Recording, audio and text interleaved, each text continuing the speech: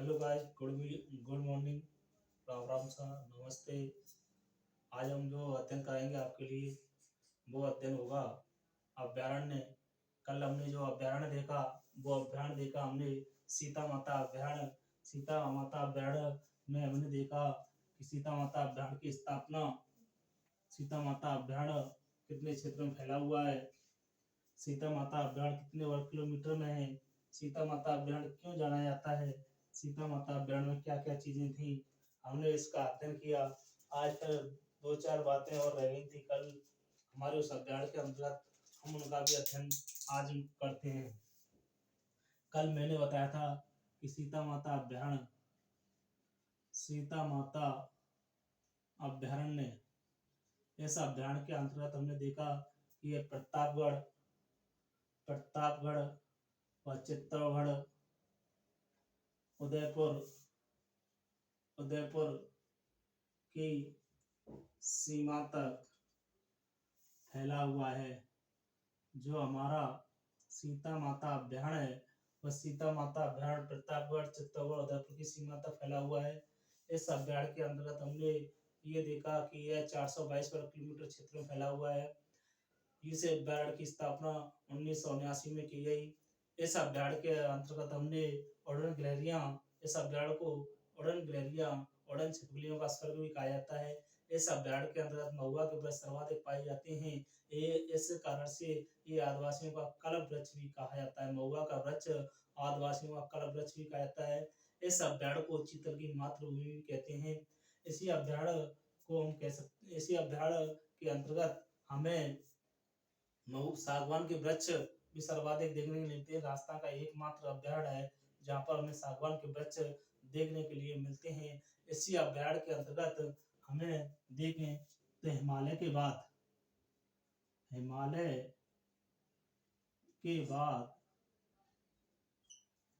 जो सर्वाधिक जड़ी बूटियां व औषधियां पाई जाती हैं तो वह अभ्यारण्य सीता माता अभ्यारण्य है। सीता माता अभ्यारण्य है कि हिमालय के बाद जो सर्वाधिक जड़ी बूटियां या औषधियां हमें देखने के लिए मिलती हैं तो वो हमें सीता माता अभ्यारण्य के अंतर्गत देखने के लिए मिलती हैं। नेक्स्ट मैं क्वेश्चन की बात करूं कि सर्वाधिक जैव विविधता वाला अभ्यारण्य, सर्वाधिक जैव विविधता वाला अभ्यारण्य सीता माता अभ्यारण्य है। सीता माता अभ्यारण्य है। तो सर्वाधिक जो जैव विविधता पाई जाती है वो हमें सीता माता अभ्यारण्य के अंतर्गत मिलती है। पूछ लिया जाता है राजस्थान का ऐसा कौन सा अभ्यारण्य है जिसके अंतर्गत सर्वाधिक जैव विविधता पाई जाती है, सीता माता अभ्यारण्य। मेरे प्रिय विद्यार्थियों, शायद सीता माता अभ्यारण्य के अंतर्गत कोई ऐसा ही क्वेश्चन रहा होगा जो मैंने नहीं कराया होगा, सभी यहाँ पर करा दिए गए हैं। मैं नेक्स्ट अभ्यारण्य की बात करूं, नेक्स्ट अभ्यारण्य हम पढ़ेंगे कुंभलगढ़ अभ्यारण्य। इसमें सब दो तीन बातें हैं। कुंभलगढ़ अभ्यारण्य के अंतर्गत कुंभलगढ़ अभ्यारण्य कुंभलगढ़ अभ्यारण्य कितना गजब का क्वेश्चन बनते हैं इसमें से। कुंभलगढ़ अभ्यारण्य की स्थापना 1971 में की गई। जो कुंभलगढ़ अभ्यारण्य है, इस कुंभलगढ़ अभ्यारण्य की स्थापना 1971 में की गई। कुंभलगढ़ अभ्यारण्य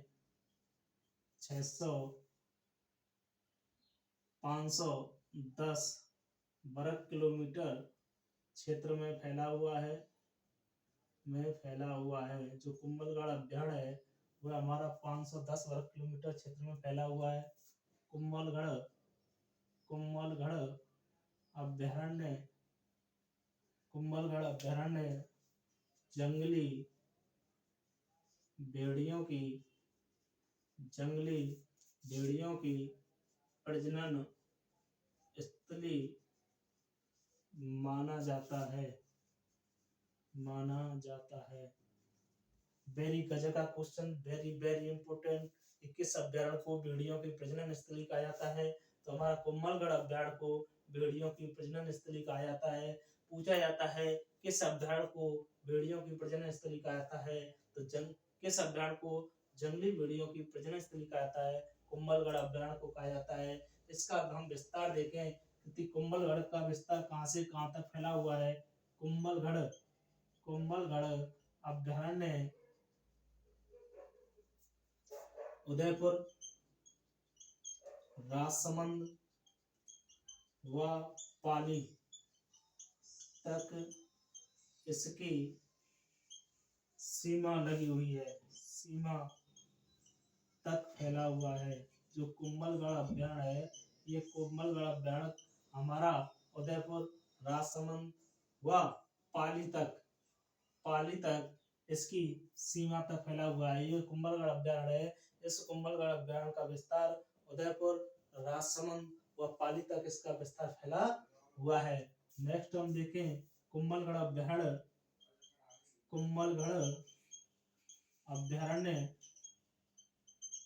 के अंतर्गत कुम्भलगढ़ अभ्यारण्य के अंतर्गत कुम्भलगढ़ अभ्यारण्य के अंतर्गत कुम्भलगढ़ अभ्यारण्य के अंतर्गत रणकपुर के जैन मंदिर, रणकपुर के जैन मंदिर,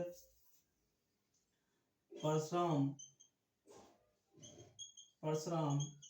महादेव का मंदिर,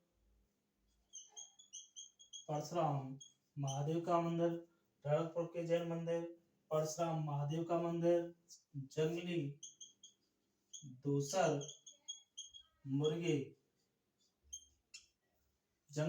दूसर मुर्गे यहाँ पर हमें देखने के लिए मिलते हैं।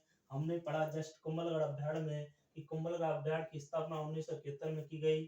कुम्भलगढ़ अभ्यारण्य 510 वर्ग किलोमीटर क्षेत्र में फैला हुआ है। कुम्भलगढ़ अभ्यारण्य जंगली भेड़ियों की प्रजनन स्थली के नाम से भी जाना जाता है। कुम्भलगढ़ अभ्यारण्य उदयपुर, राजसमंद व पाली तक इसकी सीमा फैली हुई है। कुम्भलगढ़ अभ्यारण्य के अंतर्गत रणकपुर के जैन मंदिर, परशुराम महादेव का मंदिर, जंगली दूसर मुर्गे। बहुत ही अच्छा क्वेश्चन आपसे सीधा ही कर लिया जाता है कि जंगली दूसर मुर्गे किस अभ्यारण्य के अंतर्गत हमें देखने के लिए मिलते हैं। तो जंगली दूसरा हमें देखने के लिए मिलते हैं तो हमारा अभ्यारण्य आता है कुम्भलगढ़ अभ्यारण्य, जो कि हमारा राजसमंद, उदयपुर और पाली की सीमा तक फैला हुआ है। यदि इसमें हम देखें कि कुम्भलगढ़ अभ्यारण्य के अंतर्गत कौन सी नदियां, एकमात्र राजस्थान का ऐसा अभ्यारण्य है जिससे दो दिशाओं में अलग अलग नदियां प्रवाहित होती हैं। कुम्भलगढ़ अभ्यारण्य से बनास व साबरमती नदियां दो दिशाओं में अलग अलग प्रवाहित होती हैं।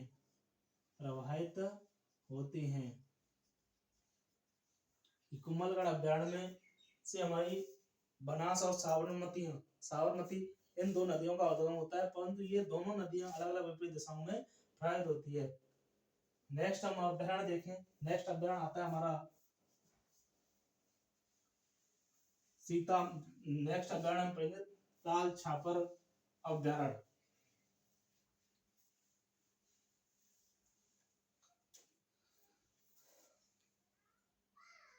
ताल छापर अभ्यारण्य, ये अभ्यारण्य ऐसा अभ्यारण्य है कि इसमें राजस्थान प्लस में 2 बार इसमें सीधा पुटअप क्वेश्चन किया गया कि ताल छापर अभ्यारण्य की ब्लैक डियर काले हिरणों के लिए कौन सा अभ्यारण्य जाना जाता है। तो हमारा जो है अभ्यारण्य वो ताल छापर अभ्यारण्य है। हम देखते हैं सबसे पहले यह अभ्यारण्य 8.5 वर्ग किलोमीटर क्षेत्र में फैला हुआ है। ये जो अभ्यारण्य है यह अभ्यारण्य हमारा 8.5 वर्ग किलोमीटर क्षेत्र में फैला हुआ है। नेक्स्ट मैं क्वेश्चन की बात करूं, इस अभ्यारण्य की स्थापना 1979 में की गई। जो ये अभ्यारण्य है, इस अभ्यारण्य की स्थापना हमारी 1979 में की गई। नेक्स्ट की मैं बात करूं, यह अभ्यारण्य राजस्थान के चूरू जिले में स्थित है। चूरू जिले में स्थित है। ये अभ्यारण्य है, ये हमारे राजस्थान के चूरू जिले में स्थित है।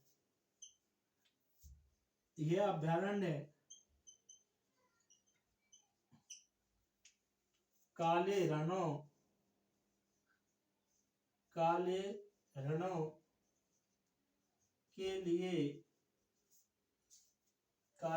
के लिए जाना जाता है। Very very important. यह जो अभ्यारण्य है, यह अभ्यारण्य हमारे काले रणों के लिए जाना जाता है। इसी को कहते हैं हम, यह अभ्यारण्य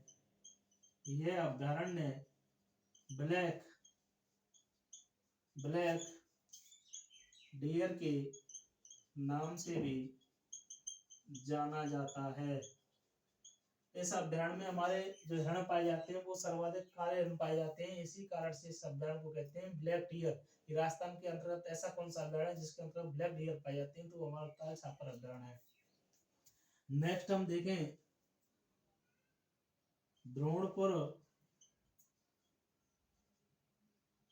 द्रोणपुर नामक स्थान पर गुरु द्रोणाचार्य का आश्रम था। जो द्रोणपुर नामक स्थान आता है, चूरू के अंतर्गत है, तो उसमें हमारा गुरु द्रोणाचार्य का क्या था, आश्रम था। नेक्स्ट हम बात करें, इस अभ्यारण्य के अंतर्गत साइप्रस रेटेंडस व मोचिया नामक घास पाई जाती है।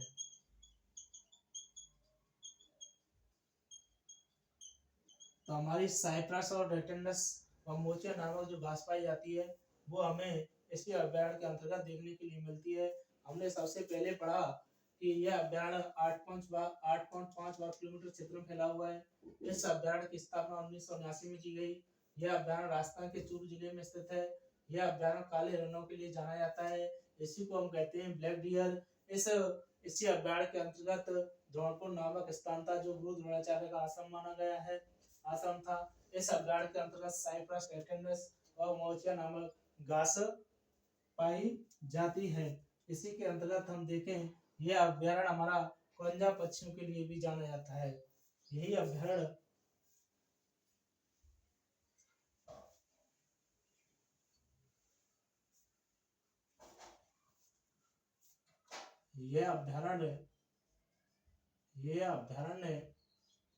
कुरंजा पक्षियों के लिए जाना जाता है। तो यह अभ्यारण्य हमारा कुरंजा पक्षियों के लिए भी जाना जाता है। हेलो गाइस, आपको ये वीडियो अच्छी लगी हो तो इसको अधिक से अधिक सब्सक्राइब करें और शेयर करना ना भूलें। थैंक्स, धन्यवाद।